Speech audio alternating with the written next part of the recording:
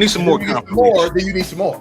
Yeah, exactly. Then you're gonna always need more, and then by the time you always need more, it's like your opportunity to do it was probably gone. Yep. And just go ahead and just execute, man. So I like that.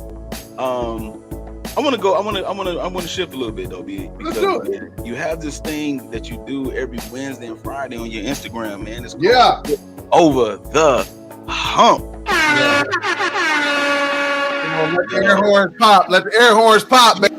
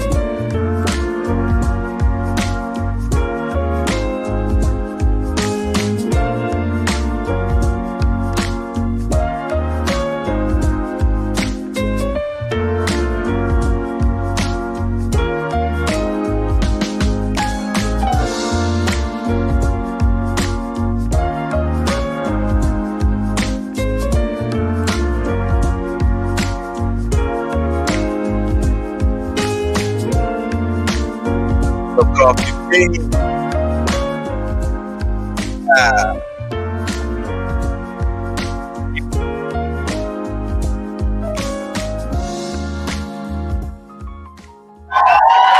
What's going on? What's going on to all my coffee beans? What's up? This your boy Tay Biz. This is Coffee and Conversation. We are back again for another week, another episode number 3 of Coffee and Conversation. Let's just recap a little bit for season 2, episode 1. We had my man Aaron Victor, level 3. He did his thing. I mean, he tore it up, man. You know what I'm saying? That interview was awesome. We gained a lot of traction from that. We appreciate it. Episode 2, we talked about the dating culture a little bit. We deep dived into it a little bit. You know, it stirred up some minds, I heard. All right, you coffee beans out there talking about your boy. Okay, I feel you. All right. Yeah, but I got word that the conversation started a little bit of a spark. And so I'm good on that. You know, that's what it's all about. It's about stirring the minds. But today, we're going to deep dive into something a little bit deeper. And hopefully this is an episode that will bless you and that will get you to see some things in a different light. But before we get started, we definitely got our coffee today. You know what I'm saying? I'm going to bring up the mug real quick. It says life too short for bad coffee.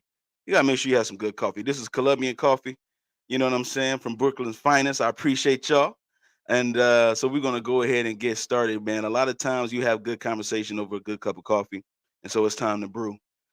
We definitely are excited. I'm excited. I've been talking about this for a while. I'm so excited that I get a chance to share a part of my life, a part of my personal life with you all, as far as the connection that I have gained with this gentleman that I'm going to introduce, who is not only a big brother to me, but my therapist and a very professional man, very honorable man. And so this is something that I'm definitely excited about. We're going to definitely talk good. This is a very special moment here because we was in the pre-show, and the fact that he said yes to this, um, the fact that we have a connection like this, is just an honor, you know. So I'm going to first say that. All right, so I'm going to go ahead and read his bio. I'm going to skim through a little bit here because this man is a lot. He has a lot of success. You see the smile on my face? That man got success, baby. Okay. First of all, he's successful because he's been married to his spouse for since 1996, Mrs. Paulette Banks. So we want to honor her and his 6 daughters that he has, and he's definitely a family-oriented man. He enjoys quality time and spending time with his family. As far as his educational background, he has a doctor of social work. He was able to complete that program at the University of South Carolina back in 2020. He also was able to get his master's in social work at Wayne State University. So the man is from the D. Shout out to the D real quick. Huh? Yes, sir. Bachelor's degree in criminal justice from Michigan State University. I don't know how I feel about that school, but okay, it's all right. He knows that we got Wolverine blood in our veins, so we ain't gonna get deep dive into that. We ain't gonna deep dive into that, okay? He is also was inducted in the Michigan State University School of Criminal Justice Wall of Fame back in 2015 for his distinguished efforts in the field. I want to also get into the fact that this man has a lot of different professional licenses and completions and things that he has done, certifications and registrations in the state of Michigan. He is a licensed worker. He also was certified tutor through Pro Literacy Detroit. He facilitated life skills training offered through Third Circuit Court of Michigan. He is licensed minister, and he is certified trauma specialist through the National Institute for Trauma and Loss in Children. He is also an entrepreneur. This man right here, he has founded a private practice therapy corporation named The Best Solutions LLC, which is pinned to the chat. That link is pinned to the chat for those that are interested after we have this conversation. The Best Solutions LLC specializes in therapy for couples, families, and individuals. They also provide solutions for businesses, including change management, team building, and cultural competency training. So this man has done a lot, but most importantly, man, this man is just a good man. Okay, he's a good man. He's a brother. He's a friend. He's a confidant. and he is my therapist. I want to introduce the one and only Dr. Kelvin Banks.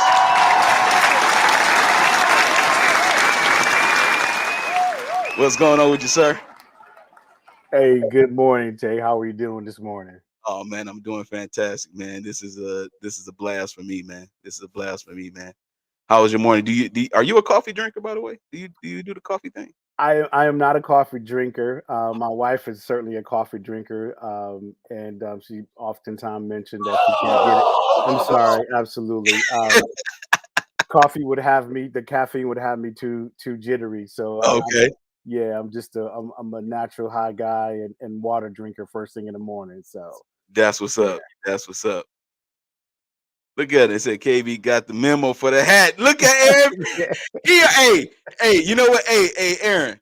I'm gonna tell you what happened, man. So before the show started, he came with the shiny. Came with the shine, right? He saw the boy had the he came with the shine. Then he saw the fedora. He was like, hold on, I can't let Tay do it like this without a little piece of that. So shout out to Aaron Victor, man. I appreciate you. He would be the one to recognize that, by the way. He said he got the memo for the hat. Man, look, the hat is rocking though, man. Hey, the red under the hat is rocking, man. I Hey, like that. hey, we just trying to be in good company, I amongst feel good you. company. I feel you. I feel you, man. Listen, this is going to be a very look at it. He said, hey, he said KB too clean for that. For sure. We're going to definitely deep dive into the topic at hand. I wanted to definitely let people in on something that we definitely in our community for sure kind of like we just overlook. We don't really take the time to get into it, which is therapy. We kind of people have their way of approaching therapy, things like that. Definitely they kind of debunk it a little bit, like, man, we don't need therapy. I know we all heard it, black people don't go to therapy, stuff like that, right? So uh the first question I want to ask you is first of all, how did you get into the therapeutic space? I know you have a criminal justice background, which is your, I guess it would be your bread and butter. Is that safe to say that? Mhm. But also your therapeutic space is your ministry, and that's your bread and butter as well. So you're buttering two different types of bread there. You know what I'm saying? And so, so tell me, how did you get into from the criminal justice space to the therapeutic space? Like, where did that start, and things of that nature? If you can deep dive on that for. Yeah, it's a great question. So for me, it's all goes back to purpose and destiny. So even before it was formalized into an organization with respective credentialing, it was I was always had a ministry of helps, always been there for people, always been want to be a source to help people through tough times, through challenging times. Many people that come into the helping professions and even social science have also went through things themselves, and so Mm, as a part of that evolution and growth, change, and development, want to always go back and give back. And so as you mentioned, undergrad degree is in criminal justice, but that's social science as well. So it has to do with people, just right. dealing with people in the criminal legal system lens. The master's degree, with both of them are social science as well, but one of them, as you mentioned, at Wayne State University, is it does focus on and did focus on um, clinical therapy and individual therapy and couples therapy, and so that's where our formalized training came Okay. into play. Even in the realm of criminal legal system, I spent about 17 years as a probation officer, part of that as a clinical probation officer, Yeah. where we completed clinical assessments of those that are in the criminal legal system at that time as well. And so that they were always Venn diagrammed overlap in terms of criminal legal system and also the therapeutic piece. And then again, as we mentioned, I think it's back in 2006 where we started and formalized the best solutions. Have been providing individual, family, group stuff since that time on in schools with individuals and couples with organizations, so on and so forth. And so I just close by saying this part that it's really a part of purpose of helping, and Yeah. these are just the realms in which we're doing that help. And so it didn't matter what role I play in life, I'm going to always be that person that helps people. And so whether it was formalized in this way, it's going to always be the person that uplift and help folks grow, change, and develop as they're willing and wanting to. Awesome, awesome. So it sounds like the ministry doesn't. It's just not just church related. It's like it goes into all the different spaces of a person's life, especially when you're ministry driven, like yourself.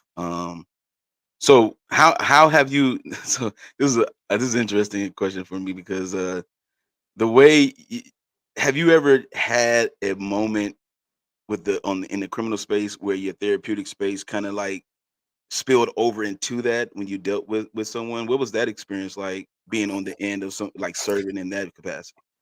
Absolutely. I'm gonna tip my hat to you, and I'm gonna go ahead. I gave the hat in honor of you, and as you were, but I'm gonna go ahead and rest my hat as we continue in this conversation. Right, So you can see the true essence. So the true yeah, essence. absolutely. Yes, So sir, the true essence. the true essence. So absolutely. So there, I don't think those worlds are segmented and are diametrically opposed. Those worlds overlap because what overlap in all those spaces are you're dealing with people. So in the criminal legal system, you're dealing with people. In ministry, you're dealing with people. As we know, Jesus died for people. You know, Yeah. he loved the world of people, and so all of those are people centered spaces. And Mhm. so again, one takes on a criminal legal system focus, one just takes on a therapeutic focus, and you have to be able to, I think, successfully navigate those spaces, have those type of groundings. To just understand people. You know, you're finding people in the criminal legal system oftentimes at their worst challenges within their lives. And so just having people that have a level of empathy and understanding, emotional intelligence when they're navigating that space, we think is critically important. In therapy, rapport is critically important. So having a connection and understanding people. And so that's what we're talking about today. Just really overall Mhm. understanding people. We know the good book says with all that getting, what getting understanding. And so this is more of a lens into understanding not only other people, but really, primarily understanding self, and who you are. And if you don't know who you are, you don't know who you're not.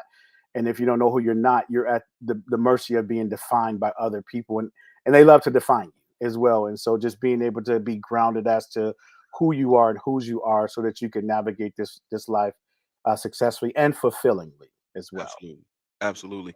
I have a question concerning your style. Um, of course, I am your client, so you know I understand your style.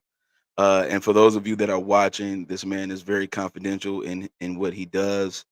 He does not, spill over. He Everything is disclosed, so there is no, some people have experiences with, they're in this space, I would say, and that they've had some moments where they couldn't trust the person, but this is someone you can trust. I mean, this man is operates not just he's not just bound by law, but he's also bound by love. Does that make any sense at all?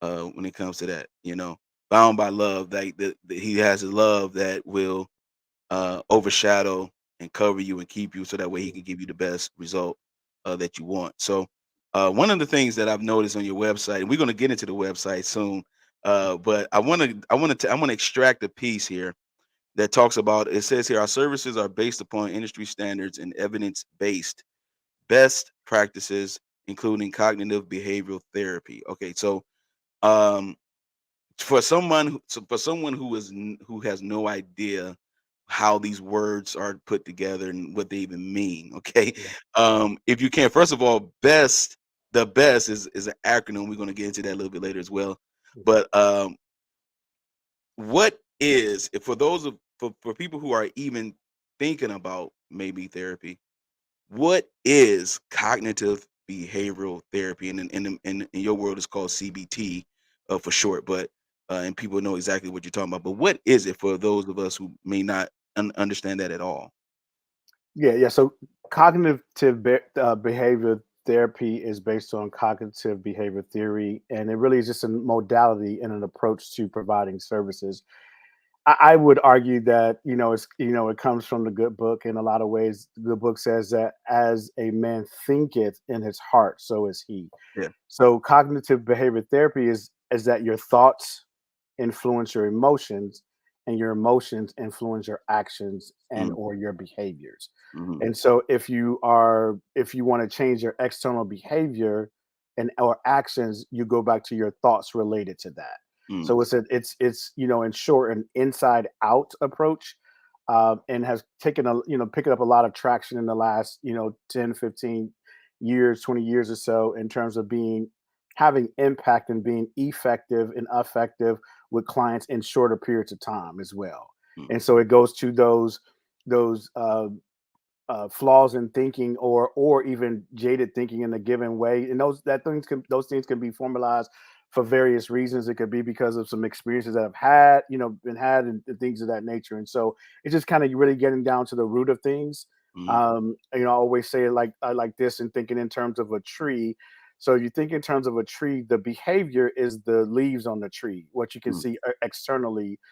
How you think is really the roots of the tree. And so from a cognitive behavior standpoint, you literally, to get to roots of trees, you got to dig deep, right? You got to dig, get a spade, and get down to the roots. And the book also say, good books also say, is that if the roots are healthy, then the branches would be healthy as well. Absolutely. So just getting to the root, as a man thinketh in his heart, and try to work through those things and how those thoughts were formalized. Mm. It could have been some random situation in the second grade where somebody said something about you, and you carry that the rest of your life, and you have a consciousness about that, and you're hypersensitive about those, and those are your triggers. Or it could be something more extreme where it's a traumatic experience as well. And so trying to get again into those faulty thought patterns, Mm. to uncover them, because oftentimes we have a conscious mind, the things that we are aware of. We have a subconscious, we're kind of aware and not aware. Then we have a super subconscious, but we don't even know why we're doing what we're doing. We have a scotoma, we got blind spots, and we don't even know why we're doing. And so through the therapeutic process and therapeutic relationship, you get to start to dig into those deeper areas with that spade, and Yeah. uncover and get more and more into the root. And once you get to the root cause, it's amazing how that transformation happens shortly thereafter. Because back in our day, GI Joe would say, knowing is half the battle. And so once you have an awareness about those flawed thinkings, you end up in a space where you're able to turn that corner a lot quicker as well. Absolutely. Aaron, yes, he is. He's definitely in his bag. We're gonna be around a little bit, because we gonna unpack that. We're gonna unpack that conscious, that subconscious, and that super subconscious, right? Is that what you said? Mhm. Okay, now let's unpack that for a second. All right. When it comes to the subconscious in particular first. Um, is there often times where you will find someone who don't think they need therapy or need to talk to someone about something, but after you spend just a few seconds with them, you realize for a fact, like, yo, they have a lot more issues than what they're entailing. I mean, how does that subconscious part of us keep us from seeing what it is that we really truly need? That's a phenomenal question, because that gets to the heart of the matter, and it gets to that awareness. And so I think I would argue that every person in this world actually need therapy, Mm. because the Mm. world impacts you in such a way. And as I mentioned earlier, second grade interaction with the person, people have carried those interactions the rest of their lives, right? And it's had an impact on it. And sometimes they were aware, but sometimes they weren't aware. So going back to awareness, and so it's some, and the folks around you can see it. You may have heard, because it goes with you everywhere in your life. Yeah. You carry that into workspaces, you carry it into intimate partner relationships, it's in your family spaces. And so sometimes you want to ignore what happens within intimate partners and private spaces, but oftentimes those behaviors present themselves. And so just in other spaces as well. So getting back to the consciousness, it's about, through that therapeutic alliance and therapeutic conversation, it's a matter of raising that level of consciousness about those things that one person may not be aware of about themselves. We all have that about ourselves, Uh-huh. But the wonderful thing about intimate partners and children and family is that they're gonna tell you those things, right? Yeah. And you can fight them, and sometimes they'll tell you those things in the midst of intense fellowship or argument, and so it's not received as such. But in a very loving and healthy way, sometimes that awareness, and you may not, you may want to deny it. But in reality, if a person that's right there with you, and they have, healthy perspectives and unjaded spaces in terms of their own journey, they'll be able to bring those things to a level of consciousness. So again, I would say just that I believe everyone has in the need of some level of therapy Mhm. because we have all been impacted by this world and this life. Some may be smaller than others, but there's a need to unpack some of those things to get to that faulty thinking that we all deal with as we navigate this world on a day-to-day basis. Absolutely, man. I totally agree with this. Look, so I'm going to say something real quick here. So for those of you that's watching, there are going to be parts of things that I may say that I'm being transparent about, and I'm doing this as a choice of my own cognizance. I'm not being pressured by my therapist to do this. Okay, so I want to let that be known ahead of time because I'm going to dive into how we met. Okay, and so to be honest, how we met was through a referral. Okay, and this gentleman right here, ask Aaron Victor, who I was having a conversation with him one night, and I was in my car. He probably doesn't know this.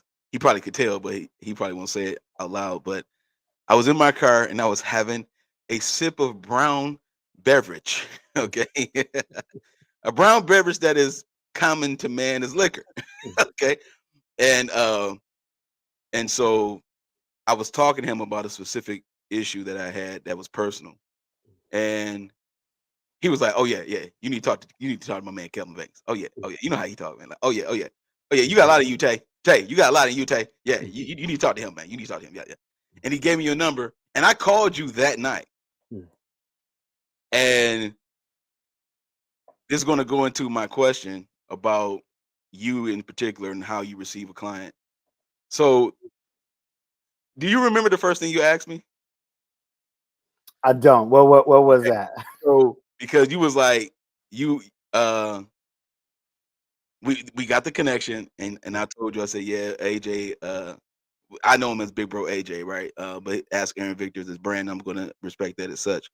So Aaron Victor was saying to me that I need to contact you, and so because I got got a lot going on within me, and I need to talk to someone about it, blah blah blah, whatever.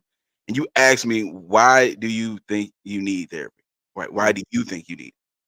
And when I was able to this is the consciousness that this gentleman is talking about. When I was able to consciously say why I needed it, you was like, okay, what day is good for you? Boom, boom, boom, boom, boom. And then we did it. It was a Wednesday. That was 2021, man.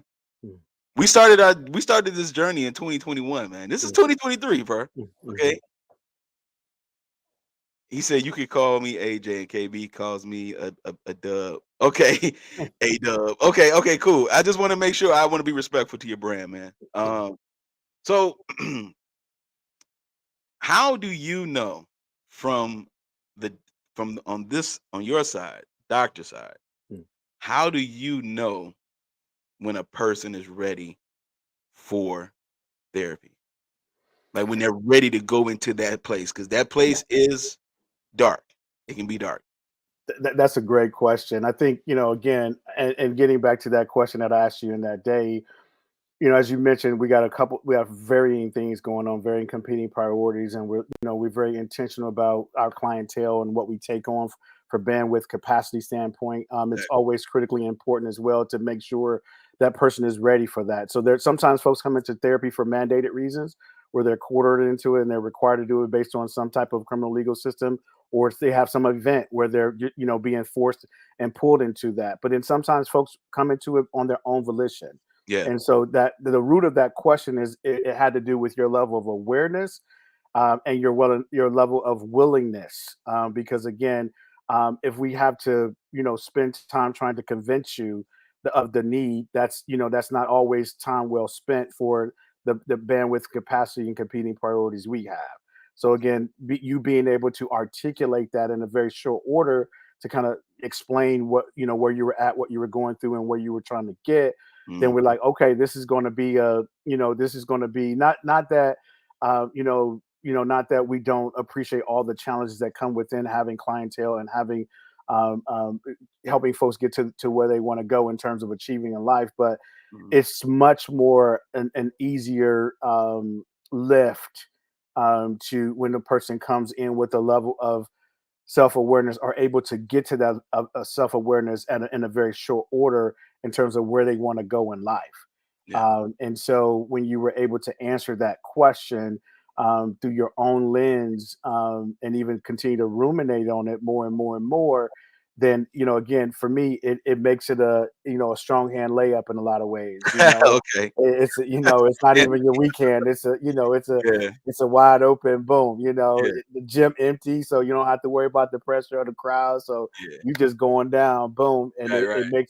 makes it a lot more easier to help in that therapeutic allowance and get assist people to get where they want to go when they have a level of awareness and they desire to get there.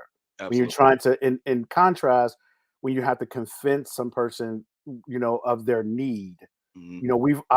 again, you'll see our tagline as, we address today's needs. And so again, once a person know they have a need, then we have a solution, i.e. the best solutions to try Yeah. to fit into that void to help them as well. And so that makes that partnership, that makes it more of a partnership and an empowering as compared to a non-partnership, if you understand that. Absolutely. Absolutely. Have you ever experienced a time where you had to decline someone for any major reasons or anything of that nature? Yeah, I not necessarily. Sometimes it's a bandwidth capacity, Okay. piece, but the where I'll disclose this. We learned as we were being trained as therapists is that that you talked about that trust earlier. Mhm. And so when you find people that were dishonest in their disclosure, Yeah. we think of it from the medical model, right? So you go into if you have an ailment, you go into the ER. At that very first desk, they asking you questions. So they're gathering information. Mhm. And then from that information, they take you to a triage nurse. She gathers a different additional information. Then you may get to a room. They gather information. Then a doctor comes back and gather information. Yeah. They do multiple layers of gathering information because that information gathering is critically important because from that they formalize a diagnosis, and from that diagnosis they formalize a treatment. So Okay. if there's missing information for whatever reason, it's going to be a misdiagnosis and there's going to be a mistreatment.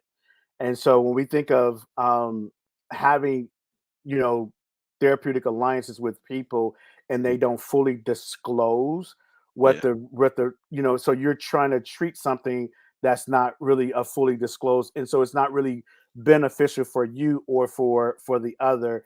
And Right. I'll say that sometimes that happens in couples therapy, Okay. where one intimate partner initiate the therapy and want support, and the other one is coming along, and so the other one may not have uh, you know s- have chosen this as a route they want to take, and so there's some things that they want to keep back and not necessarily hold that as well. And so so we've had to, at only one time in our organizational history, we had to conclude individual and couples therapy Mhm. with individuals because the one individual had not really disclosed what was really going on. Okay. And so we had spent a lot of time trying to treat an ailment that wasn't there. Exactly. We had spent a lot of time, it's like you're trying to dig under that grass and then, that dirt, and you find it's a cement base Yeah. up under there that's keeping you from ever getting to the root. So you're just wasting your time trying to dig and dig around it, but there's cement under that before you get to the root. So that's not, a good use of all of anyone's time Yeah. when folks aren't willing to really kind of delve into that space and get into that uncomfortability of it's sobering to Yeah. self-reflect. Right. It's sobering to look in the mirror. That's not easy. Right. And you can help people get to that when they're willing to get to that. But when a person has intentionally and maliciously said, "I'm going to hide this," then that's just really not a fruitful engagement to participate in. Would you say a person that does that would be treating themselves unfairly in a way? Absolutely. Okay. Treating themselves and, whoever's involved in that process, because Right. you're not willing to, you're never going to get to your resolution. Right. And if you're not willing to get down to the root of what's going on. And so you're just, maybe looking for some things to justify and continue on what you're doing. You're not really. Sometimes folks are going to the motions, right? And because of varying reasons, whether it was a spouse saying you need it, whether it was a mandate from a court or some other external reason. Again, getting to the point where a person realizes that they have a need and they want need, then you're able to address that need in very, very short order. Awesome. I think it goes to the point now, and I digress after this, just that whole saying in a very, very similar fashion, but it's more an education that when the student shows up, the teacher will appear, right? When when you come to a posture, and we should all in a lot of ways be childlike as we navigate life, regardless of where you're at on Erickson's lifespan development. We should always be lifelong learners and be willing to learn. But if you're not willing to learn, how can somebody help you, right? And so it's kind of in that vein. When the student shows up, the teacher will appear. Yeah, that's a bar. That's a bar. And I got to say that doesn't come from me. I hijacked it from somewhere, but it is a powerful statement. Hey, that is a powerful statement. Look here, everybody. This is Dr. Kelvin Banks. For those of you that are watching right now, go ahead and share this with somebody. Let them know, hey, your boy Tay Biz and Coffee Conversation is on the mic right now. Go ahead and like, share, subscribe to the channel. We got plenty of content on our channel, but today we're talking to Dr. Kelvin Banks, my therapist, and this is a beautiful, beautiful moment here that we are sharing today. Again, I'm going to say thank you a lot. So just we just starting to cook, man. This is we not even the pot ain't even hot yet. Okay, we gonna get there. But I want to talk about Best Solutions, all right? Because the Best Solutions LLC is you founded this organization. So the acronym is Banks, I want to say Eames and Sanders Therapy Solution. And so what I really, really love about this is the fact that your therapeutic services are solution focused. They're not like just sulking into the problem so much that you talk about your feelings, but you don't talk about any actions to take place and to get through those feelings. And so you do. I'm your client. You give out assignments. you give out assignments, bro. Hey, man. You something else with them assignments though. I ain't gonna lie, baby. But we gonna get into that a little bit later. So how much of a role does because we talked about the ministry piece going into even with the criminal justice and things of that nature, but how much does the spiritual aspect role, how much of that background does that play into when it comes to a person that may not be from that same space? Some people, they're not from the church as we know it, the Pentecostal Church of God in Christ, African Methodist, Episcopal. They're not from all that, okay? They're not from, they don't know nothing about that. They don't know nothing about laying on the hands. They don't know nothing about none of that. Sometimes they father is Pookie from up the street and Uncle Ray from up the street. The street might be their pastor in their church. I mean, how much of that spiritual role is a factor, and do you find it that is what connects you to that person connects with you in the same space? How does that work for you?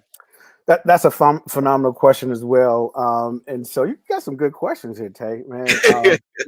And so on one hand, that's my grounding and that's my base. And so, God so loved the world, right? He loved people. He died for people. Jesus came as fully God and as a human being. So he had a full human experience, right? And so we hear about that. He gives us example. And so when he overcame death in the grave, he didn't just overcome death. He also overcame the entire human experience where he was lied on, he was talked about, he was betrayed, all those different things. So he overcame that. So that's one aspect from me.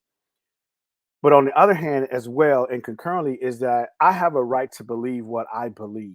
Okay. But I do not have a right to force my beliefs onto someone else. There you go. Exactly. And so it's a matter of accepting people where they're at. And so, we're able to, in those spaces where there's alignment on those outside of within religious spaces, then we use that to use that. But when it's not alignment there, then Mhm. we respect other people's views, and honor that as well. Yeah, And so it's a matter of honoring where people at, respecting their boundaries, giving them voice to make sure they can speak and walk in their truth as well. And so I don't believe we have a right to force our beliefs on anyone else. But I can't, for me, wherever I go, my belief goes with me. absolutely. And so, but what I choose to push forth in terms of my belief is love. Right. The Pharisees were trying to set Jesus up, and they said, "Hey, what is the greatest commandment?" He says, he said, "To love the Lord your God with all their might, all their strength, Mhm. all their heart," is the first. He said, the second is likened to the first, to love your neighbor as yourself. He said, upon these two things, all the laws and the prophet lie. And so I believe that if we just love people, man, Yeah. you know what I'm Yeah. saying? And what does that look like in any given situation? If you don't know, you can ask God and he'll show you.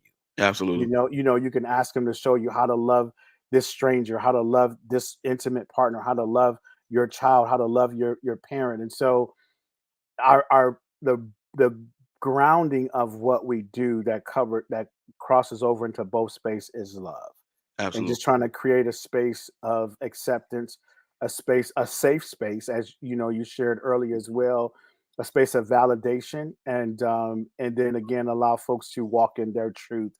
And I say, as we do those things, they're not segmented, Right. but it's not still an effort to force my belief system onto someone else, because I respect another person's. If we do, we have clients that are atheists, Mhm. agnostic, and we go at it with the same vigor that we go at it with those that are aligned with our Christian values as well. Okay.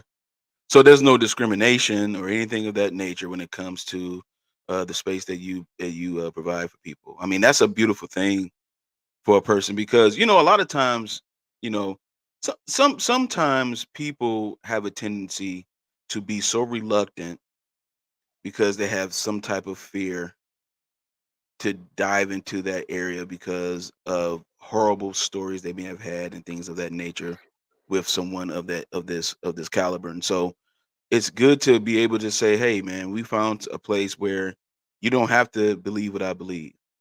You know what I'm saying? We don't provide the conversion aspect. We trying to get some solutions here. And Mhm, so discrimination, you don't get no solutions in discrimination or mhm, picking and choosing what it is that you who you want to deal with. I mean, sometimes it's almost like an internal reflection. It's like sometimes people pick and choose mhm, what they want to have therapy about. mhm, Same as when a person want to pick and choose of who they want to deal with. And so sometimes that space just leaves more disconnection instead of mhm, unification. Um, and so one of the things that I've noticed about your website, okay, with the acronym itself is B squared, right? So it's a mhm, B squared, so it's banks. So your wife works with you. Uh, Now that space is interesting, right? mhm, Because a lot of people out there, and then some of my viewers, they know a lot of people be like, I mean, you can't work with your wife all day. I mean, you got to mhm, miss each other. You got to, mhm, do, and all mhm. that kind of stuff. Can you talk to us about your experience working with your wife and how much of an impact that has had with your business as the leader of your household? Yeah, so but as you mentioned, BST Mm, is an acronym. So Banks, me and my wife, Eames, one of our partners who lost his life some years ago, mm, and Sanders, Therapeutic Solutions. And so again, as we mentioned, we've been in a lot of different spaces, and so that as we've done intimate partner or couples therapies, my wife and I are oftentimes in those spaces together. yeah. When we held a program within a high school in the city of Detroit, her, me, and another partner were in that space as well. And so it just depends on what type of service we're providing, Yeah. who goes into those spaces with us. Having a spouse who's also, she also completed her master's in social work from Wayne State at the same time, and so she also has that training in CBT as well. But having the spouse is that you get free therapy as well, because even every therapist needs a therapist, right? Yeah, And yeah, so exactly, so exactly. we try things out on each other, Yeah, and depends on the seasons we've been in life as well. There are times where I'm the client and she's the therapist, and yeah, sometimes those are vice versa as well. But even within intimate partner relationships, there has to be healthy boundaries. And so just being able to respect each other, and then that's an evolution over periods of time. You know, as you say I do in our belief systems, you become, you know, one spiritually, but becoming one flesh is a process that happens over time. That means the good and bad, the highs and lows, the ebb and flow of life. You know, we say, you know, for better, for worse, and sickness and health, to death. We only envision for better. We only envision health. But when we have those challenges, what does that look like? And so, you know, and just this I just started writing notes for a book that I'm working on. It's called Loving Damaged People, you know, a journey to fulfillment. And so loving damaged people is the reality is that we're all damaged. Yes, sir. Like we're all, so it's about self-love and loving other people. And so through this journey, you know, the Bible says it's easy to love those that love you. The challenge is those that despitefully use you, or sometimes the intimate partner that's getting on your nerve, right? You know, how do you love through those things? I would argue that how do you really know it's love until you're put in a situation where you have a choice to not love and you still do?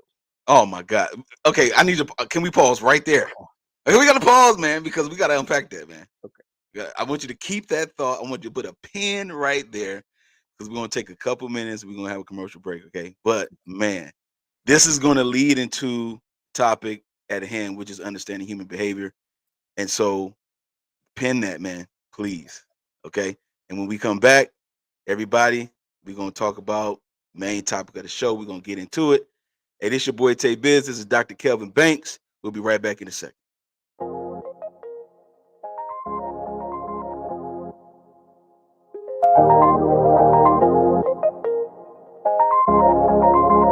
Today, but you know how it is. You know, we gonna talk from our perspective, and our lovely mail carriers. We know y'all gonna be tapping in, so I think we're gonna have a good show today, man. What y'all think? Sure, absolutely. Hey, school here. Oh yeah. All right, man. Y'all ready? Let's go. All right, man. First topic of the day, fellas. Does a man's weakness in women cause him to be double-minded?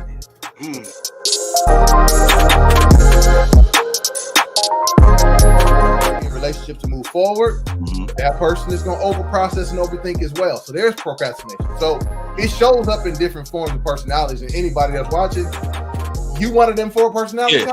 Oh, for sure. Procrastinating somewhere. Yeah, for sure. It's a lot of people that's like that. I know for sure. I know I'm like a mixture of the analytical, for sure. Think too much sometimes.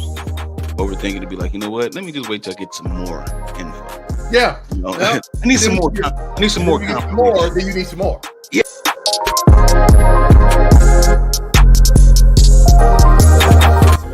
Are people asking you, are you strong and independent? Like I can see it from that nature, but in a normal dating atmosphere, if I recall, I don't be asking those type of questions. You know what I'm saying? That's why we're trying to relate the fact that this doesn't have to be said.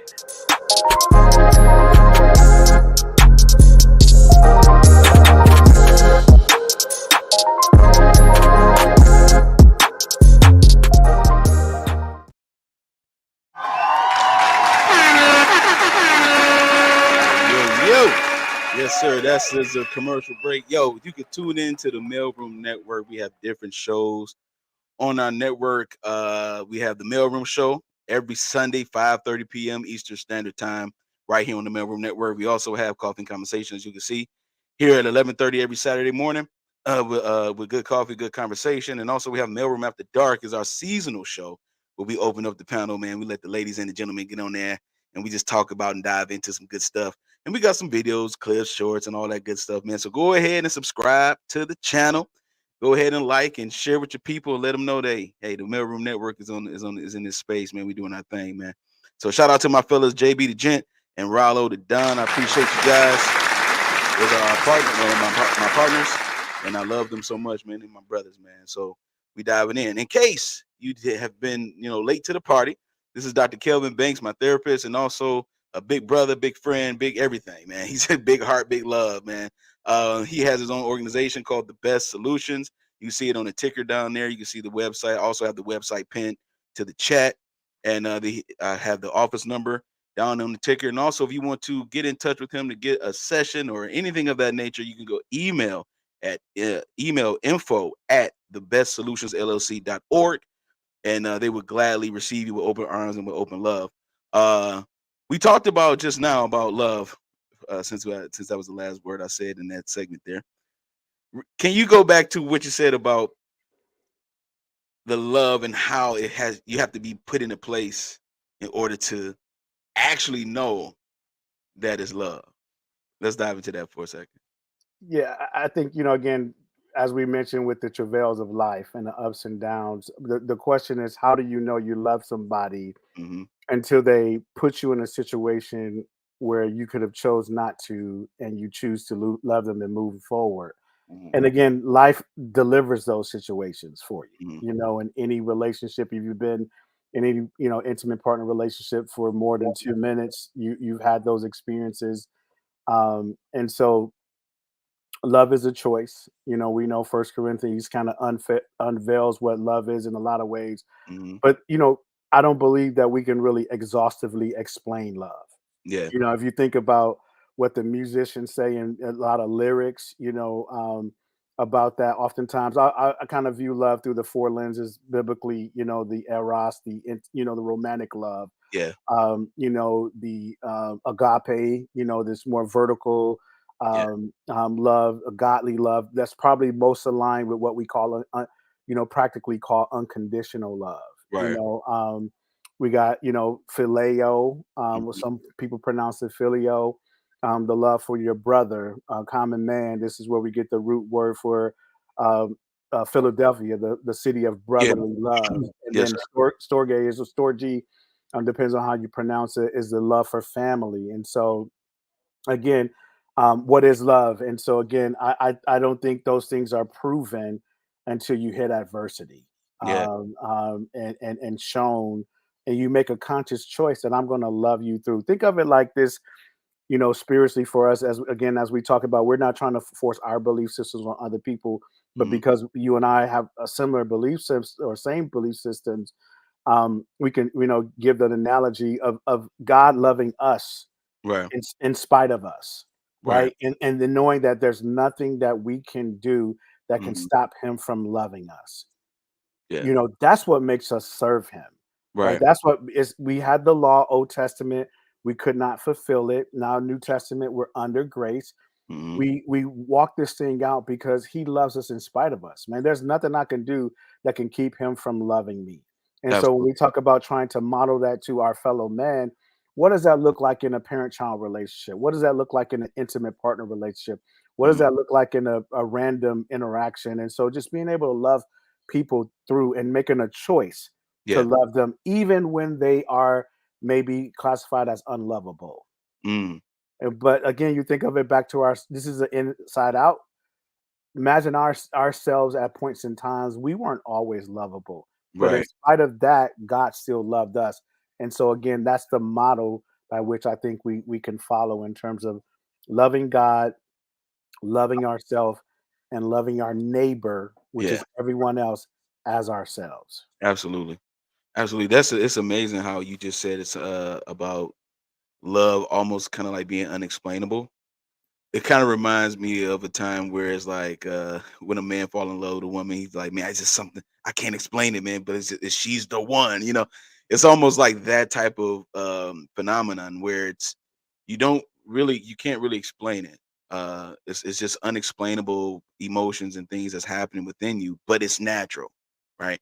So I want to go into this unexplainable feeling that we get sometimes because there are parts of us well, there are some of us where we share a thing of unexplainable mood swings, right?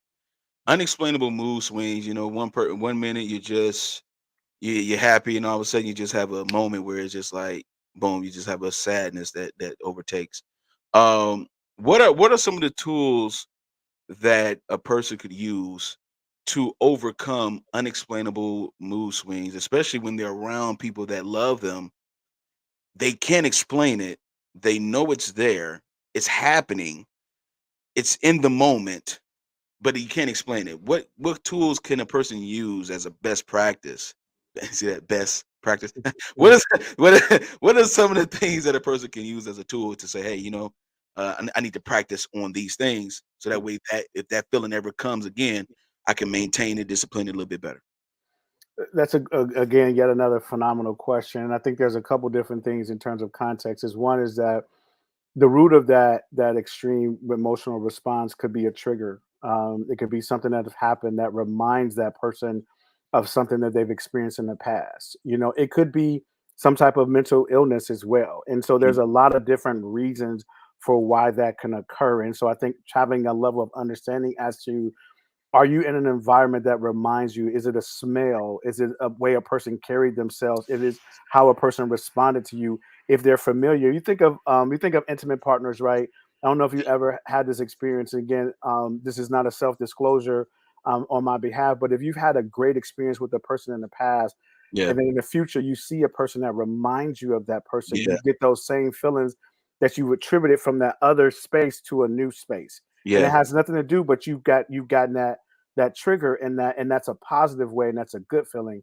In a Mhm. negative way, or in a way that causes, that's more negative in how it plays out, is that if you've had a bad experience with a person, and then Mhm. you go into an environment and you see somebody, remind you that, you start to have those type of responses within your body to say, hey, this is reminding me of something. So kind of really getting to that root of CBT is really trying to understand what's happening in that space. Yeah, And then as a person that's in that space with that person, you can kind of remind them of, hey, you're going into this space of being triggered. And so that's as we mentioned, behavior therapy is inside out, your thoughts, your emotions, your actions. Where cognitive behavior therapy, behavioral therapy is an outside in. So yeah, you have an external stimuli trigger, then you take an action, and there's a consequence or punishment.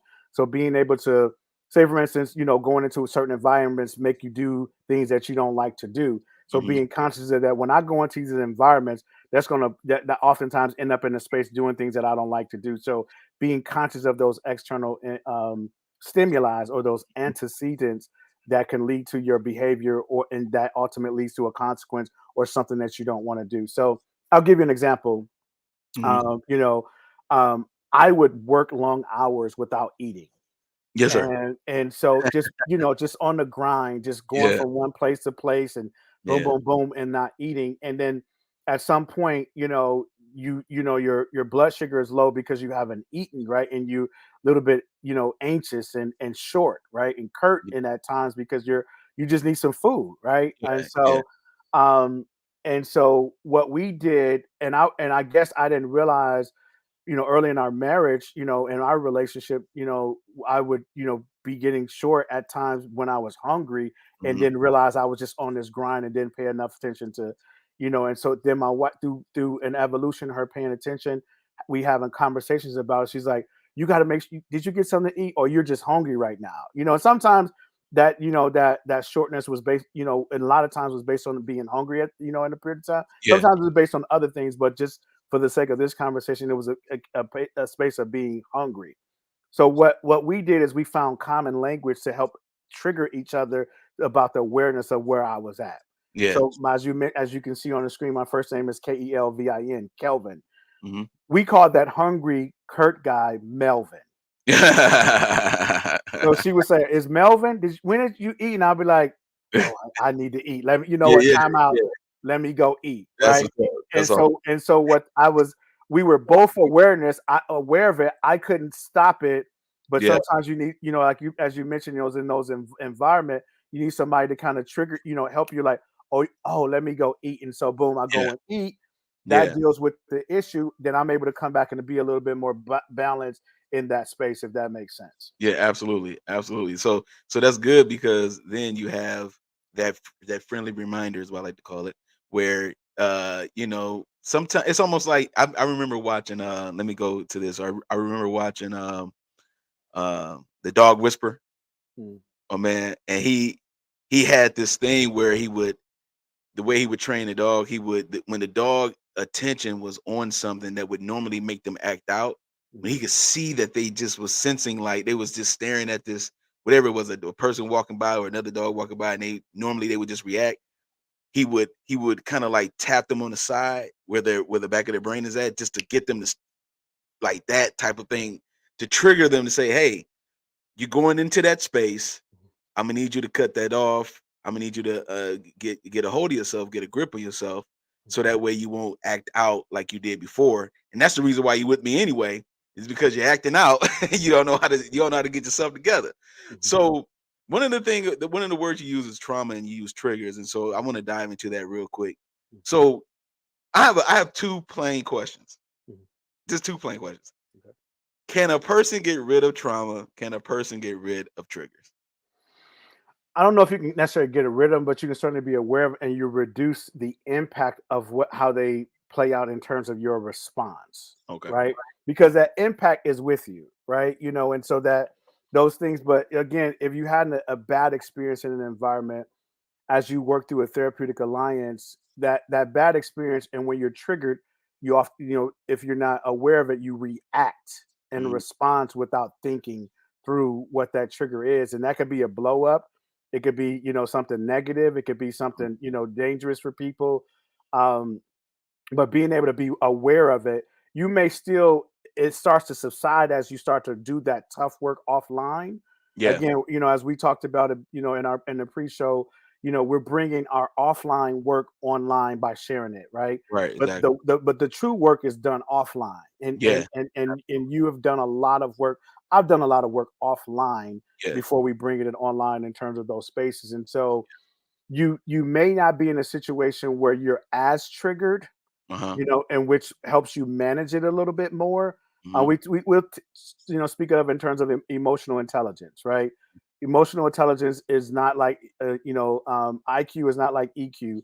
Right. IQ is fixed unless there's some type of traumatic event, where EQ can be developed over time and being aware. So you have the being aware of yourself and Yeah. your own emotions and how to manage those in situations, being aware of others' emotions and how to manage those as well.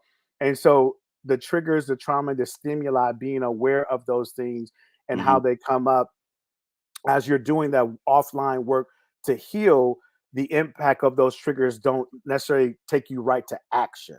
Right. And that's all you're trying to get to is and that negative consequence that ends up leading to to making situations worse. So I don't know if you ever fully get away from those things that have impacted you in life, but you can certainly work through things that's we call it a healing journey. And Absolutely. those things where your emotions are not regulating everything, because if you react every time on your emotions, then there's always going to be sometimes a negative response and a consequence. But if you're aware of them and you're able to manage them and say, okay, let me step away from this, let me breathe for a minute, let me not respond to that for 48 24 hours, Yes. let Exactly. me think through that, and you get through that period of time, you're able to see a little bit more clearly and more objectively. And sometimes you read something that wasn't there, Right. because you were triggered, you saw something that wasn't there. That's the trauma, that you're reacting to something that you thought was a danger, but it really wasn't a danger. Absolutely. So funny, man. So it kind of reminds me of the scripture in the Bible that talks about Paul when he said, "Man, for this one thing, I sought the Lord 3 times or thrice," and he said and it wouldn't go away. Mhm, He said he described it as a thorn in his flesh, right? mhm, And so when he described it as a thorn in his flesh, I can imagine in my spiritual mind of the acceptance of this infirmity, of the acceptance of this particular issue that he's having, where this is not going to go away. This is going to be with me for a long time. This is probably going to be with me until I die. Who knows? mhm, So when you said this, being aware of it, right? So if a person is unaware of their triggers or their trauma, or the trauma trigger, I would say. Uh, let's say they're not unaware of it.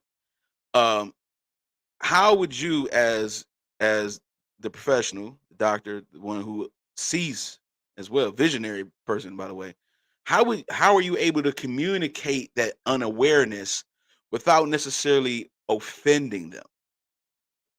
How would you go about with that? Again, another great question. I think you could do it by way of a question. Okay. It's just to say, what were you feeling in that moment? Like when I saw you, clearly upset, or you said some things. What were you feeling and what were you thinking in that moment? Let's unpack what you were feeling. And so, Mhm. asking that, it's a Socratic question that's provoking a response, but it also can be a rhetorical question where it gives a person the opportunity to ruminate over what Mhm. was I feeling in that moment, Yeah. and it's like, why did I act out like that, or why did I respond like that? And so as they start to delve into that, again, that's not condemning in terms of, but it's empowering person to think about what they were feeling and what they were sensing and what that was about for them. And then as they go into trying to discover that and unpack that, you're starting to see what's actually at the root of what's going on, right? Mhm. And may not have anything to Yeah. do with the current situation, Okay. and so just being able to really ask that question of what, to get a person to kind of process their thoughts. And again, that goes back to that, as a person thinking, your thoughts influence your Yeah. emotions influence your actions. So if I can get you to process what you were thinking, to unpack what you were thinking, to unpack what you were feeling, and what was that all about, and why did you feel that way, Mhm. um, then we can start to deal with that. Because again, oftentimes it has nothing to do with the Yeah. current situation. You were just triggered in that, and you responded Mhm. according to that what you sense as danger. I will also say this, is that we oftentimes we live in a current state of fight and flight, Yeah. and Okay.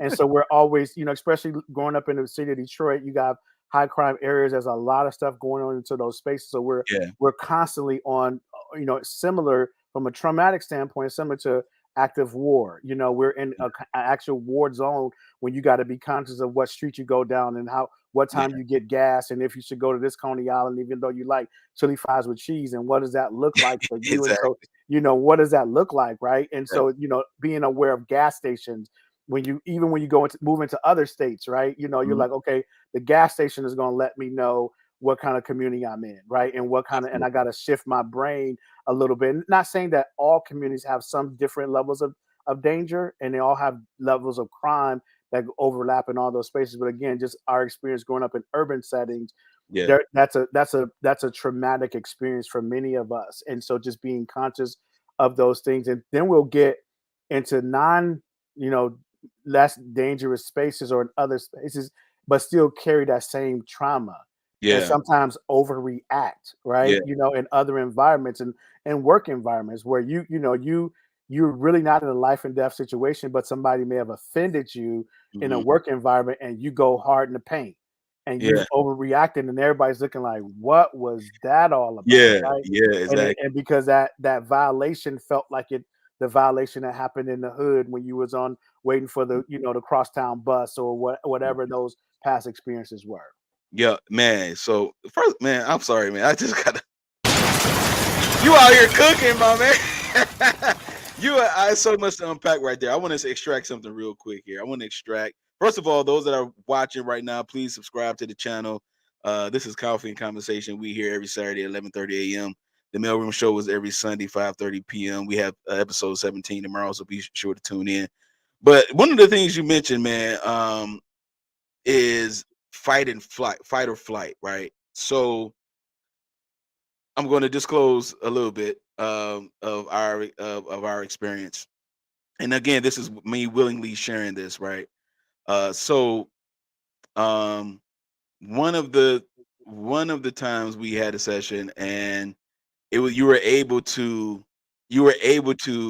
uh, see that. Okay, we had a session where you was able to see that in me based on the way my passion operates. So when we first started this journey, there was an issue that I always had with my passion that we would talk about in our sessions, and you you were able to dive into the fight or flight aspect of that particular passion. And so um the a person who may not understand how fight or flight takes place or how it begins.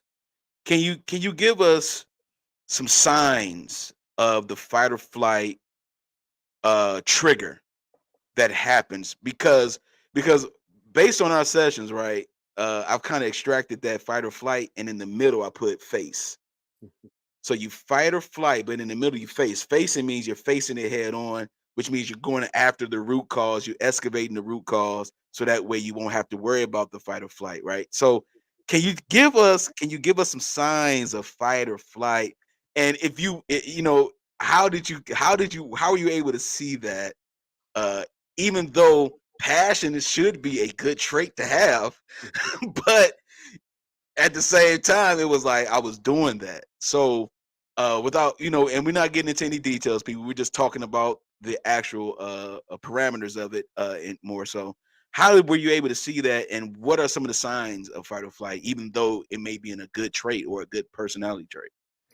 And so let's say like this. So passion in and of itself is not a negative thing. Okay. How that passion is used, or is if it's in response to something, if it has a negative consequence, a negative impact or negative result, then you got to understand. We want to unpack what that is all about. It's okay to be passionate. Yeah. So fight or flight, and I would even add freeze, are on this stress response. Okay. Continuum. And so in a space of being triggered or stressed out, are you going to run from that situation?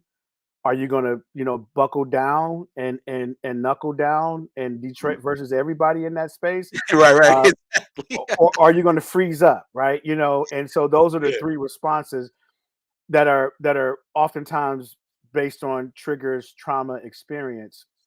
The face that you talk about is that it allows you to step off of the stress response, and when they are because there are some things that you need to address at times. Okay. And so being able to roll your shoulders back, having waited a period of time to kind of objectively get your thoughts together and to face and or address a situation in a more civil, articulate way, where you're not in that current space of stress and responding and trigger, and so you're stepping off of that to be empowered to have a respectful civil conversation with the person that you may need to address a situation with. Yeah. And so again, fight, flight, freeze are oftentimes again happening based on triggers and traumas, where face is more doing the work offline, having had those feelings, not reacted or responded in a short period of time, and then being able to address an issue later on in a more civil yet empowered way when your equilibrium is a little bit more balanced. That's awesome. Because man, that's good, because one of the things that again, this is me disclosing. One of the things that I had a tendency to do is not talk about it, right? Not talk about it. And so so hi Kyla, we're gonna get to your question in just a moment, sweetheart. Okay. So not talking about avoidance. Can you talk about the pros and cons of avoiding conflict? You have there's something that needs to be said, but you avoid everything. You're not really engaged into dealing with the issue. You would rather just like not talk about it. What can you talk about the pros and cons of that, and how that will, because that was something that in our session that was something that you were very gifted at pulling out of me, right? There would be certain things that I would feel, and then you'd be like, "Nah, Tay, come on, man, no, you can't get that one past me, baby," like that. And so it would be there because you could sense that energy, and you can sense that, and from a spiritual aspect, which is again the root of this whole thing. Can you talk about the dangers of that, the avoiding conflict and avoiding talking about things? Because it sounds like the suppression issue is what what some people may deal with as well. So can you talk about that with us for a second? Yeah, so the fight, flight, freeze again are how we cope in traumatic situations or stress responses. So Yeah. that flight is really what you're talking about, where you avoid, you get away from it, you don't Okay. deal with. With Okay. conflict, I think generally there are probably about three things you can do with conflict. You can start it, you can avoid it, or you Mhm. can attempt to resolve it. Okay. And so the ideology is that you should never be doing any one of those all the times.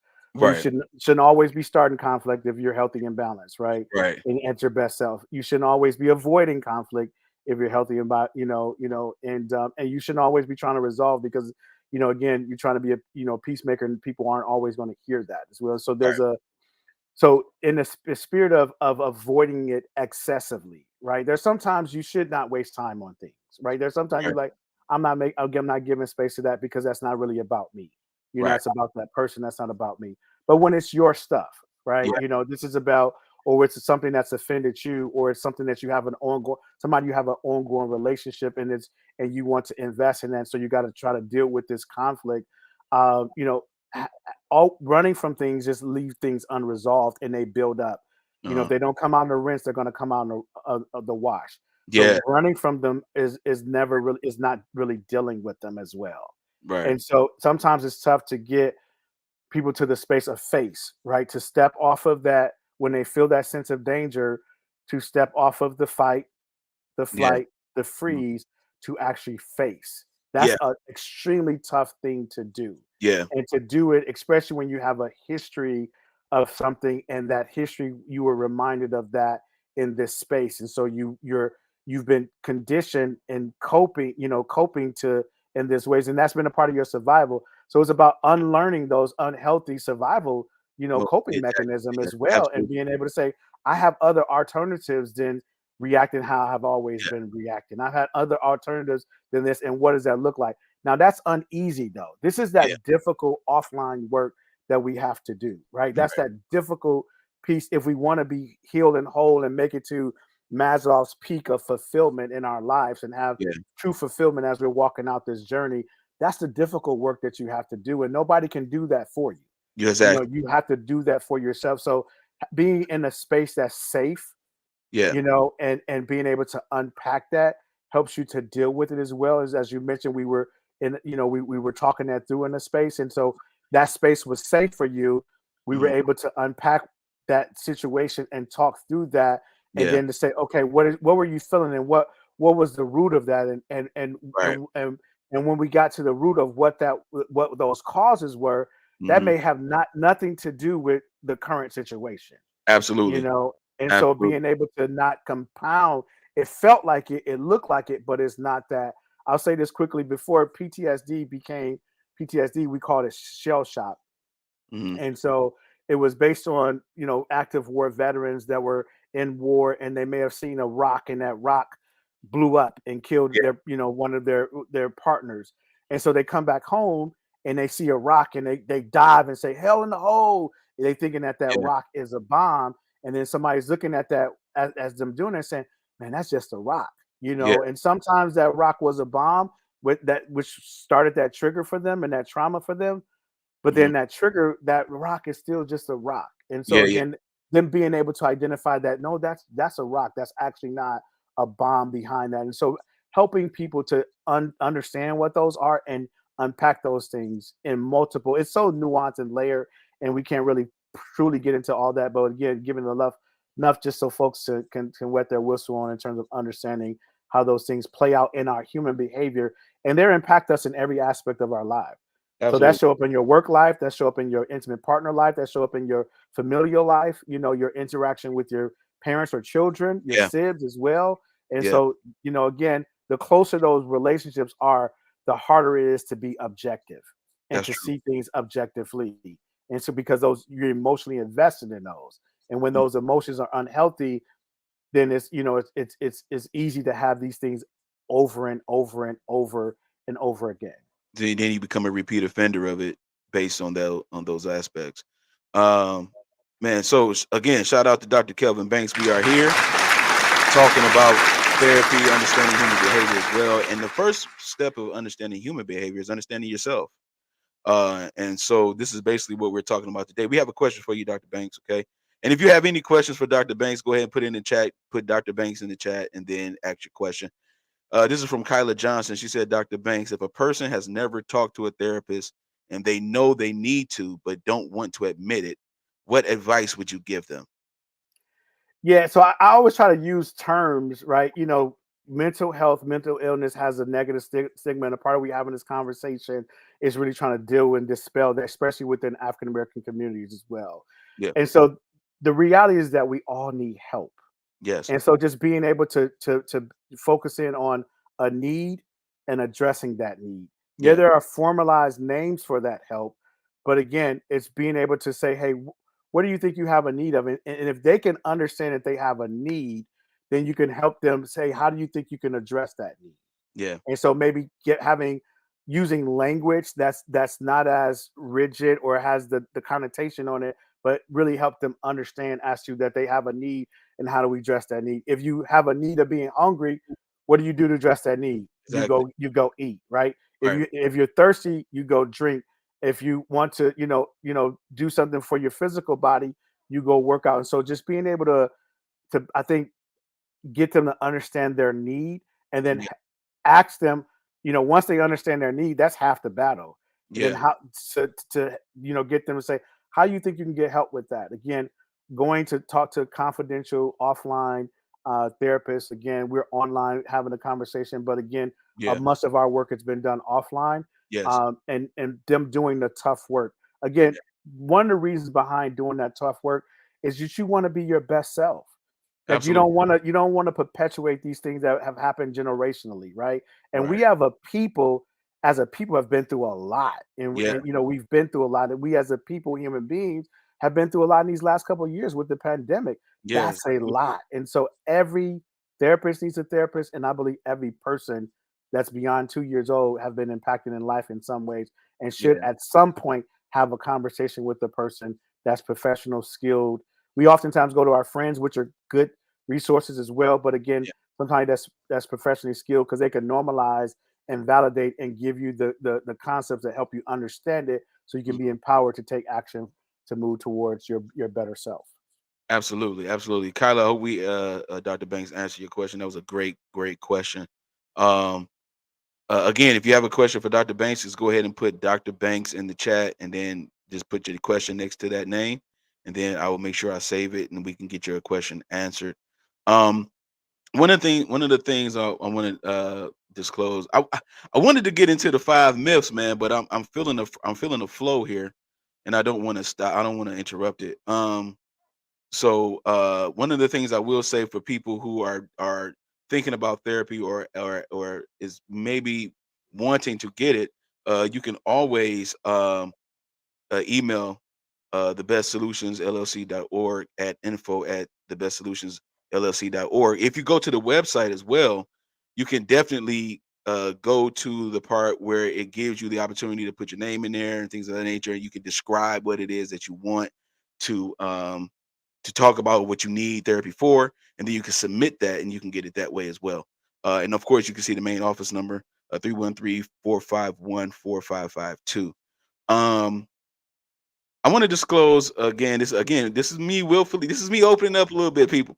All right. This is a conscious and a cognitive decision that I'm making to disclose. I'm not getting into any details of our sessions because that's my personal business. But I want to disclose some of the assignments that you have given me before. Okay. And so, yo, man, hey, man, yo, man. Remember one of the assignments. I'm gonna go into the meat, but I want to kind of like get the grease hot first. One of the assignments you gave me was make a list of my deal breakers, and then next to that put your deal makers next to that, right? And it literally took me 2 whole weeks to do that, and I had some moments in between that time where I kind of teared up privately because I was so embarrassed at the fact that I really did not know I really didn't know what it is that makes me connect with someone, you know? And so, and that is not just on a romantic relationship level, people. We talking about this is in all aspects of relationship. We are styled as human beings to have connection, fellowship with one another. This is the reason why we're opposite and we're not all made equal in that sense. We have things that we have corresponding pieces to each other that fit. And so the deal breaker and the deal makers list. All right, you can take that list and you can come at any angle with it. We took it from a specific angle. I ain't gonna say what it is, but it took me 2 weeks, and I was like, I remember I told you in the session. I'm just gonna disclose this part where I said, "Man, I was cooking, and it came to me while I was cooking." You know what I'm saying? So, can you talk about how? First of all, where did that phrase "deal maker" come from? And also, does that often happen where a person such as myself was doing something else, not even really focused on the assignment at the time because I was cooking, because I was so like I still don't have an answer or answers, and then it just comes to them. It's like that epiphany happens. First, can you talk about the deal maker phrase, and can you talk about how people also utilize other things and then it gets them right back to where they need to be to face that particular assignment? Like, can you talk to us about that real quick? Yeah, so deal makers really is just that concept around the things that are important for you in a relationship. And Mhm. being able to write that, we talk about that, that super subconscious and conscious. Writing gives you an ability to kind of explore what that is for you. And Right. so when you and that's for all of us as well. So writing those things out. So writing that, memorializing that in the list of what do I really want or what are important for me Mhm. in intimate partner relationships, in friend relationship, in familial relationships, in workspace relationships. What are those things that are important to you? And then deal breakers are, these are the things that I'm not going to tolerate. These are the Right. things that just won't work for me. I've tried them in the past. And again, being able to know and bringing your level of consciousness up about, again, this is a whole journey of fulfillment, self-actualization. So again, a part of that work is working on yourself, but also being aware of what are you looking for in terms of connection and connectivity with other people, because we Right. do need people, right? You know what I'm Right. saying? Exactly. He said he was, biblically, he talked about it's not good for a man to be alone. He gave him another person, right? And so Mhm. again, that was an instance of an intimate partner, but we all need people. And so red flags for us is when we are isolation or isolated, right? And then also sometimes in punishment, we put people in isolation. So we Yeah. need human beings need human interaction. And so understanding what are those things that are important to you and writing that down helps you to vet people, Yeah. right, properly. And so that somebody won't get up on you too quick, too fast, too strong. You won't lay hands on no man suddenly Yeah. without understanding who that person is, Right. right? And Mhm. if they actually are coming through the litmus test of those things that are important for you. And you have, and every person has a right to that list for them, Right. what works for them. And so deal makers is again just those things that are important for you in interaction with people in your really your more private, personal, intimate circles as Yeah. compared to your more public circles or random interactions with people. It's so funny, man, because man, when you first gave me that assignment, I was stumped, and I want to take a moment to talk about how impactful being with you in this journey has been for me personally, because I want to go into another assignment, which is I'm gonna try not to tear up, but if I do, I don't care because I'm choosing to do this. I'm I'm I'm cognitively choosing this. Um, you gave me the assignment about it's already coming. It's already coming. You gave me the assignment about a letter to my father, Mhm. to my dad, and my biological dad, who and I've talked about this on the mailroom show before. I've mentioned it, where my biological dad, he died in 2002, but I didn't find out about it until 2008, like almost a year after I got married at the time when I was younger.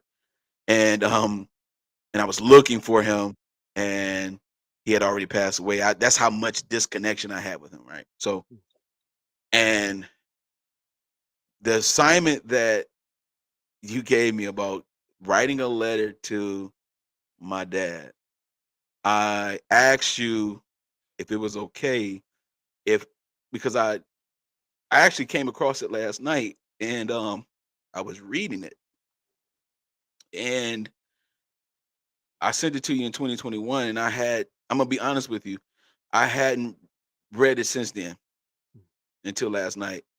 And just like right now, it's coming up. The tears are starting to flow because I had to learn how to gain closure from someone who was not here. And so that assignment showed me two things. It showed me um that you saw that I was capable to do this. You gave me the assignment knowing that it can be done.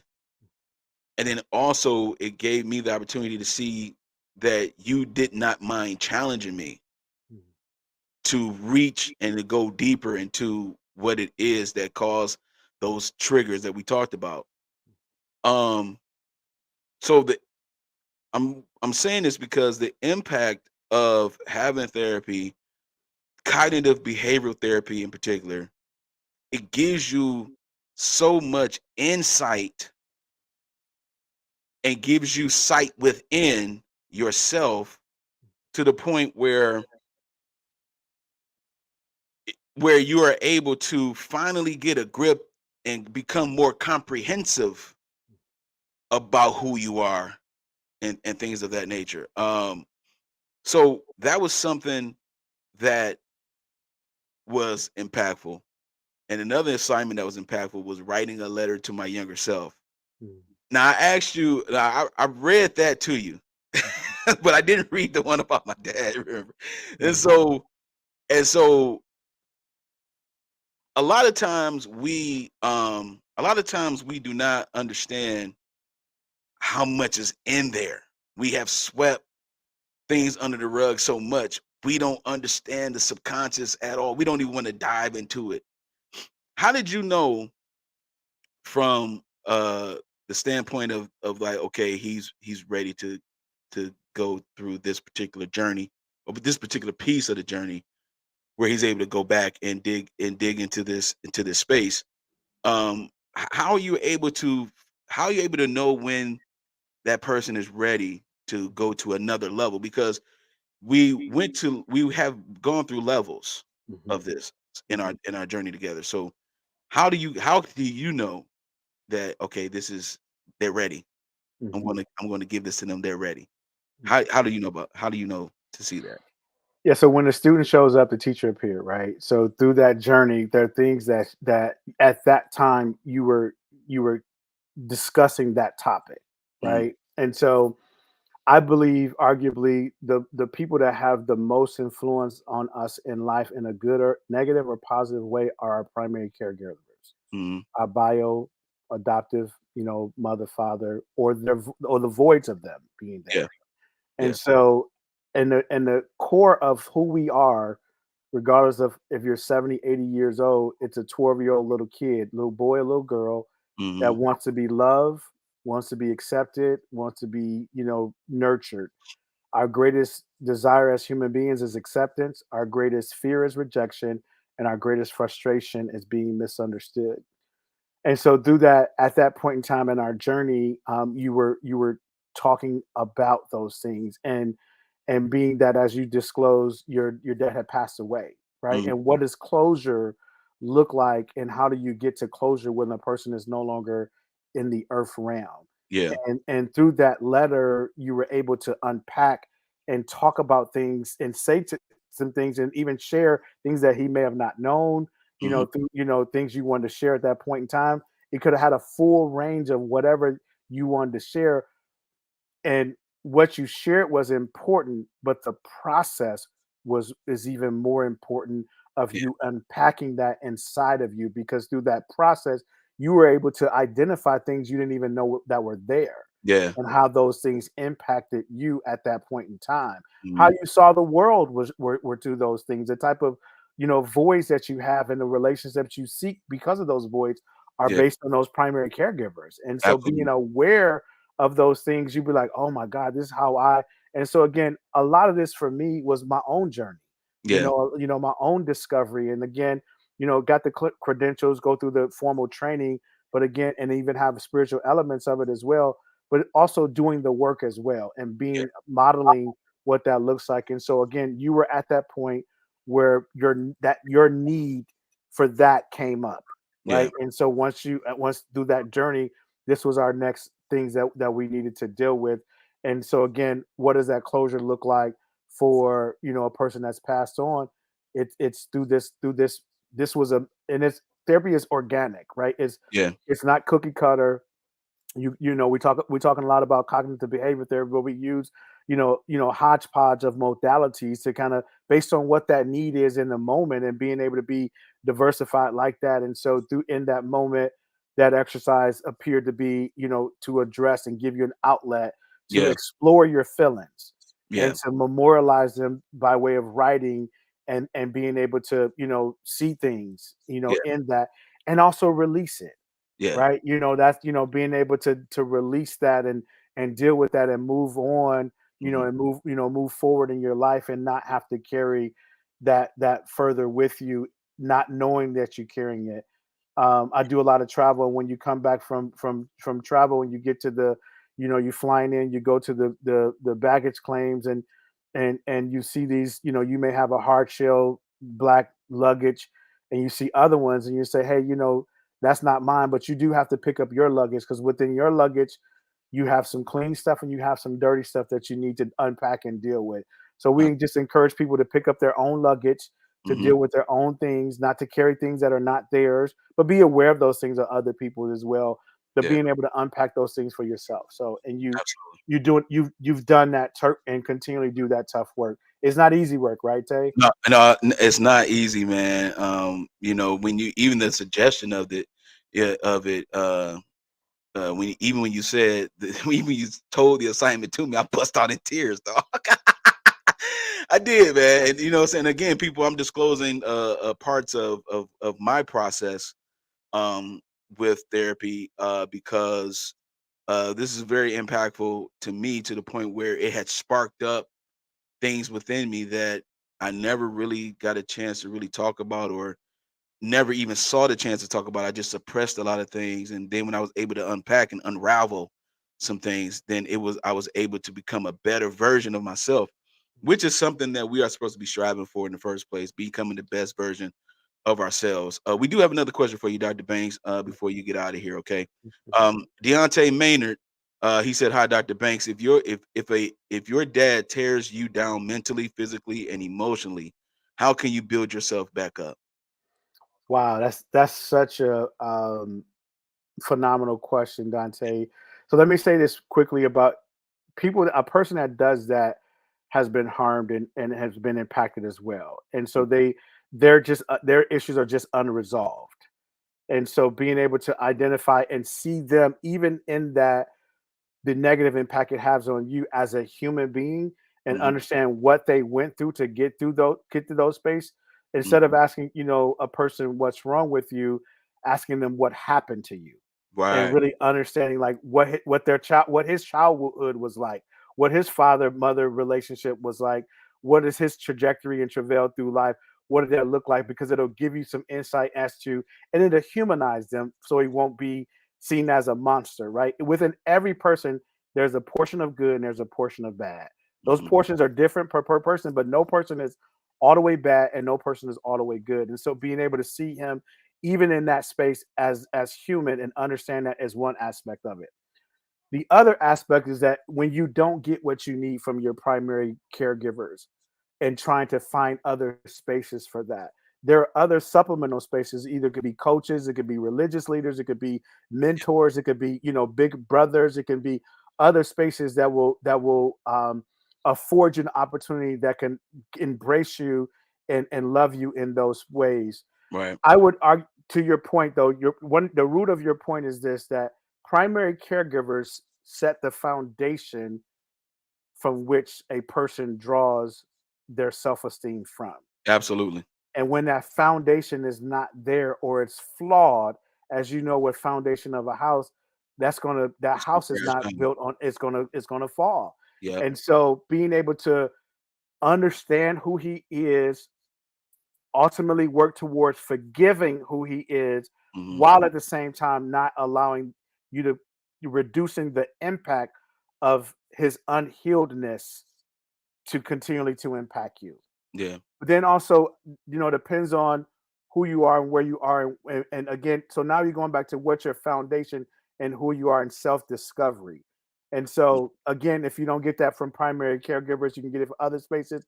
If you religious believers, for me, I was fearfully and wonderfully made. I was made in the image of God, and so I go through that from a spiritual standpoint and say, that's where I can build that foundation, up in other ways. But Yeah. you do have to protect yourself still Yeah. from that person that is, hurt people, right? Yeah. But healed people are working to heal people too now, Right. right? And so again, you don't have to continually be a victim of that unhealedness, but Right. you should try to understand it as well, because what you'll find, if that is your bio dad or you've been conditioned in some way in that environment, there's some things about him that's going to be in you as well, Yeah. right? Absolutely. And so understanding him will also help you understand you as well. But Absolutely. again, doing that offline work separately and concurrently to understand yourself and finding community that's safe for you as well. Understanding what you want in life, what you want to do in life, what you like, what you don't like, that whole self discovery. And again, I think Whitney Houston in the song says that the greatest love of all is that love that you have for you, right? And so that, learning to love yourself is the Yeah. greatest level of. So I would argue, how do you love another person until you love you? And so work on loving you, discovering you, identifying you. You are not what you have or what you've had. You're not what you do or what you've done, and you're not who they say you are. Right. Discovering yourself outside of those things will help you build yourself up in a healthy way, Mhm. um, so that you can move forward as well. Absolutely, man. That's those are jewels right there, because one of the things that I realized in the assignment that you gave me is the fact that I actually have more. I actually I'm kind of related in this way of the fact that I'm more connected with him like this. Certain things I had to accept because you know what, my dad was like this too, and I had to realize that and find that out on my own. But once I found that out, I felt the peace of accepting Mm, that. Okay, because I had to accept the fact that even my life in certain ways mimicked his, even though I did not have a relationship with him like that. It mimicked his. Some of the things I've been through, literally, he has been through. And I found that out as I continued on my journey and started seeking myself. And so, one of the things that I have discovered is that actively seeking someone who is able to have that space in your life to be that father, to be that mentor, so you could be a mentor. They can mentor you and things of that nature has been a positive thing. Like you said, sometimes religious leaders and things of that nature could become that substitute. They're not going to be able to fill all the voids, but they will be able to give you a good foundation, or to give you some new foundation that may be messed up previously. So, Deontay Maynard, man, thank you so much for your question. We appreciate you for that as well. I want to give him a clap up for that. That was very. He was being transparent and vulnerable at that point, asking that question. I'm sure. So I want to thank him for that question. Again, this is Dr. Kelvin Banks. This is my therapist, y'all. This is my brother, though, as well. Our relationship has grown, and so I want to say thank you again for being here today, to have this conversation and to also take the time to have this conversation on this day as well for me. Hold on one second. Hold on one second. I think it's he says Deontay, man, they said thank you, Dr. Banks. He said, Tay, you actually answered my question on the last live. I appreciate that, brother. I appreciate that, man. Go ahead and subscribe to the channel, man, and hit the notification bell to be a part of us here at the Mailroom Network. Dr. Kelvin Banks, he has the best solutions. His is the best solutions LLC.org. He has founded this particular organization where he renders services to you for different things, different reasons, couples therapy and businesses and things of that nature, and also having cognitive behavior therapy as a part of the journey for those that want to take on this journey, that want to take on, okay, it's time for me to uproot these things that have been holding me down, that's been triggering me, that traumatized me. It's time for me to uproot it so that way I can be the best version of myself. Dr. Banks, is there anything else that you would like to say before we get out of here? Just want to just hone in on, we talk about understanding human behavior. So key in on that, understand what I've learned, is be the change you want to see. And so, as we mentioned, our greatest desire is acceptance. Our greatest fear is rejection. And our greatest frustration is being misunderstood. Mhm. And so I'll say, seek to understand, seek to ask people questions, whether in conflict, or seek to understand what's going on, not necessarily what's wrong with you, but what happened to you. And once you Yeah. understand what folks' journey has been and what they come from, it'll Mhm. better help you understand them. And then you can show them grace. Again, we want to be understood in that journey as well. I just want to say thank you for allowing the platform. Thank you for the questions as well. And so we appreciate you having us on. Absolutely, man. Dr. Banks, everybody. Hey, stick around with me, okay? Again, that is Dr. Kelvin L. Banks, who is the CEO and founder of The Best Solutions. Go to thebestsolutions.org, LLC.org, and submit your name, submit your email address, and also submit the issues that you want to cover, so that way they can give you the best service for you. This is something that I'm very excited about. I'm so thankful and grateful that he's taking the time today to be a part of this on this July 1st. This is a beautiful episode here in the season 2 of Coffee and Conversation. And so I'm thankful for all of those that are viewing right now. I appreciate you as well. All right, before we get out of here, I want to ask you a question, you all. What is life? Huh? I am reminded in the Bible of a scripture that calls it a vapor. It's that thing that appears for a little while, and then it vanishes away, according to James chapter 4, verse 14. Because life is such a small length of time and it has an unpredictable ending. Why do we waste the very thing that allows its value, which is time? You and myself included have experienced moments in our lives where we have totally wasted our time in trying to fix things that we know we do not have the skill set or maybe even the motivation to fix. For some of us, we do not see any issues at all. We have created this euphoric and fantasized version of ourselves and then declare to everyone that I'm living my best life. We have conditioned ourselves to ignore the signs. We have told ourselves and downplayed our traumas and pains and disappointments. But there's a different rhythm that I would like to propose to you today. A different question I would like to ask. What is your life? What are you doing with your life that's so busy and full of production that you can't take 30 minutes to slow down to unpack the deepest parts of you that is causing the triggers that you may have? Are you really busy? Or are you occupying time with things to avoid the mirror of your soul?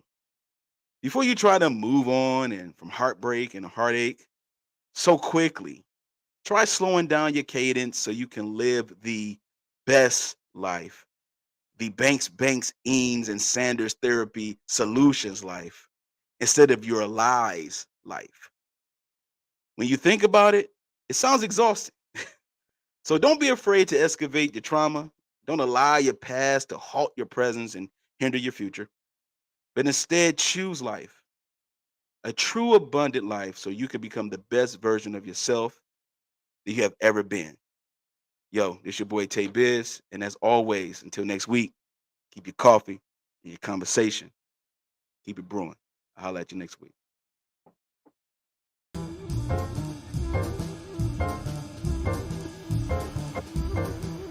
I appreciate you all.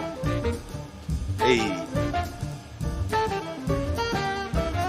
Thanks a lot for watching.